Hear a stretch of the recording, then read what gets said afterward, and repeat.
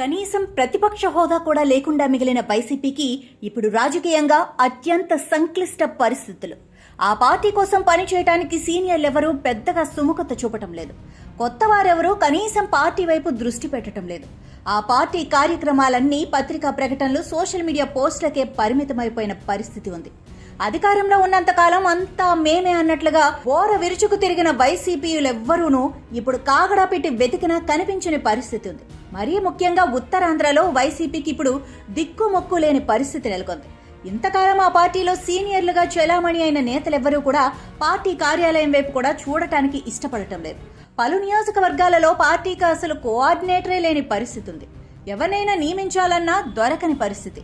ఈ నేపథ్యంలోనే ఆ పార్టీ అధినేత జగన్ జిల్లాల పర్యటన వాయిదా పడటంతో సరిపోయింది. కానీ లేకుంటే ఆ పార్టీ దయనీయ స్థితి మరింతగా ప్రస్ఫుటమై ఉండేది.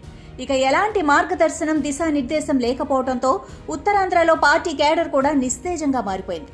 ఆ పార్టీ ఇటీవల విద్యుత్ ఛార్జీలకు వ్యతిరేకంగా చేపట్టిన ఆందోళన కార్యక్రమం అట్టర్ ఫ్లాప్ కావడానికి కార్యకర్తలెవ్వరూ ముందుకు రాకపోవటమే కారణం.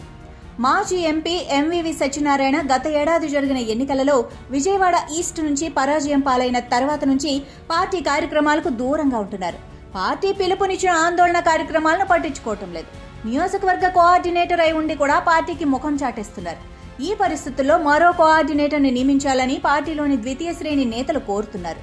కాగా వైసీపీ నాయకురాలు, జీవీఎంసీ మేయర్ గొలగాని హరివెంకట కుమారి, మరో నేత మొల్లి అప్పారావులు నియోజకవర్గ కోఆర్డినేటర్ పదవిపై కన్నేసినప్పటికీ పార్టీ అగ్రనాయకత్వం వారి పట్ల సానుకూలంగా లేని పరిస్థితి ఉంది. ఇక భీమిలి నియోజకవర్గానికి వస్తే అక్కడ పరిస్థితి మరింత దయనీయంగా మారింది.